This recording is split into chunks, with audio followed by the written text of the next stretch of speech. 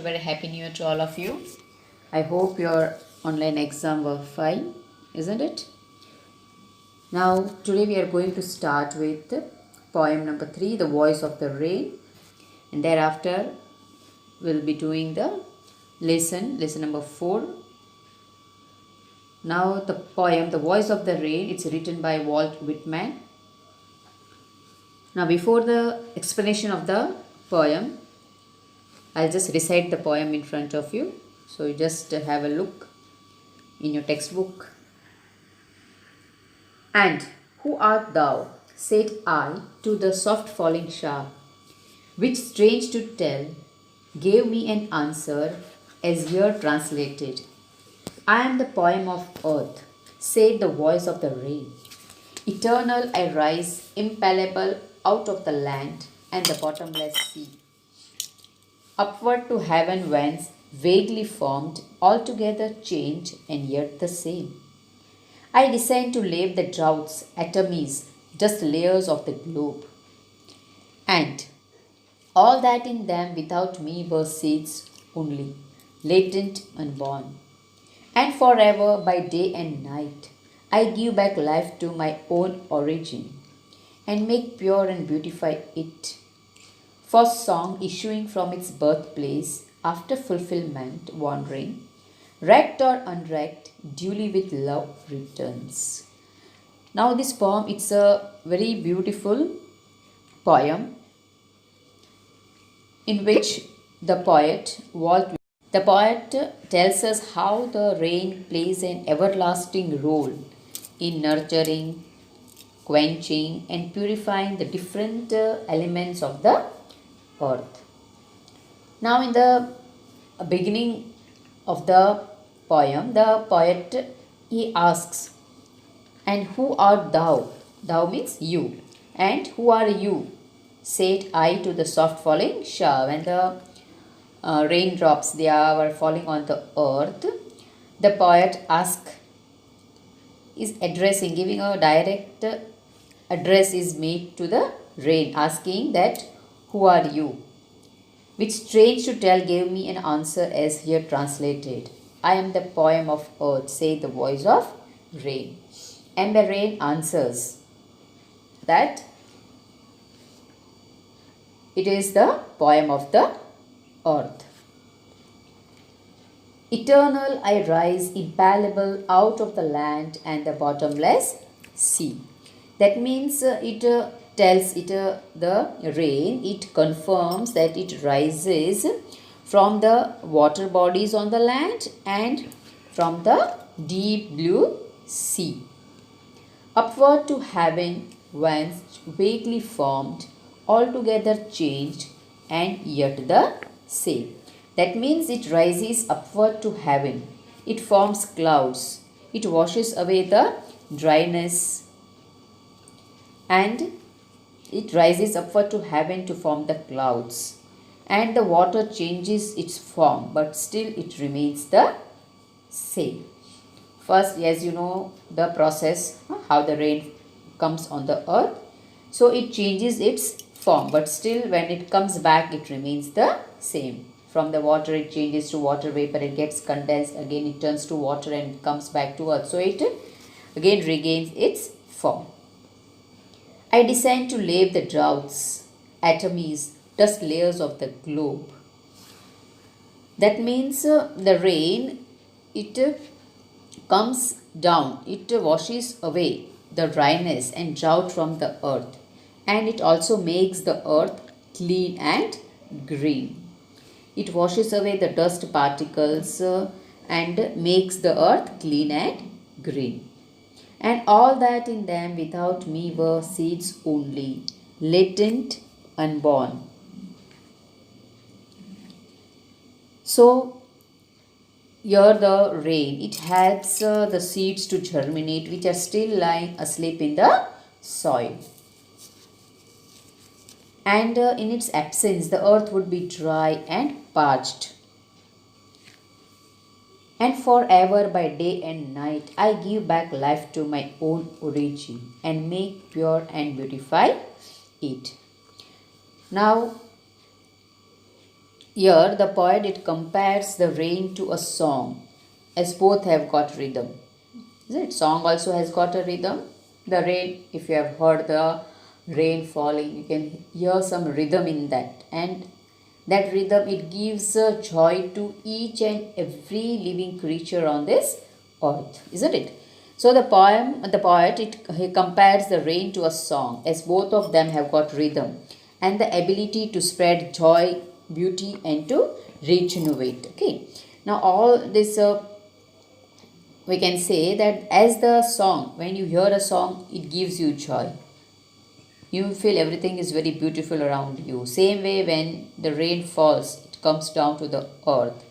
The people, all the living creatures, all of them, as if not only living creatures, some abstract objects also we can see as if though they have come to life. So it regenerates. It gives life to this all the living creatures on this earth. For song issuing from its birthplace after fulfillment wandering, wrecked or unwrecked, duly with love returns. So just as the song returns to its origin, same way the rain also returns to the water bodies of the earth from where it started its journey. The earth started its journey from water bodies, different water bodies, isn't it? Now from that water bodies, the water gets heated, then it becomes water vapor, gets condensed, and comes back to the earth in form of the water. So that journey it keeps on, means that journey it's still on. It's not ending. How the song return back to its origin, same way the rain also returns to the water bodies of the earth from where it had started its journey. Okay, so I hope you have understood this beautiful poem. Now we are going to just identify the different figure of speech which are used in this poem, but that will be doing just after a few minutes. Okay, so just see that you be here only. Okay, children, so now let us identify the figure of speech which are used in this poem. The first line, and who art thou, said I to the soft falling shower. Now, in this line, the figure of speech used is apostrophe. Apostrophe, it is a figure of speech in which a direct address is being made to the inanimate object or a person who is not alive. Okay. So here the direct address is being made to the rain. And who art thou? So direct address is been made to the rain. So the figure of speech used is apostrophe. And another figure of speech used here is interrogation. That is, a question is asked. And who art you? A question is asked. And the question is asked not for the sake of getting any answer. It's only asked for the poetic effect. And one more figure of speech we can identify in this line is anastrophe. There is an inversion in the sentence. You can see the construction. And who art thou? Say to the soft falling shower. It's not written that I say to the soft falling showers, who are you? Okay. So construction of the line is in a inversion, in a inverted way. So the figure of speech used here is anastrophe. Now the next line, which strange to tell, gave me an answer as here translated. The figure of speech used in this line is personification. Why? Because the inanimate rain, it's given the human quality of giving an answer, of answering. Okay, so the figure of speech is personification and alliteration also, because the sound of the consonant T is repeated in the words like tell, translated. The next one, I am the poem of earth, say the voice of the rain. Now here in this line you can see there is an indirect comparison which has been made between the rain and the poem. Speech, the indirect comparison means it is metaphor.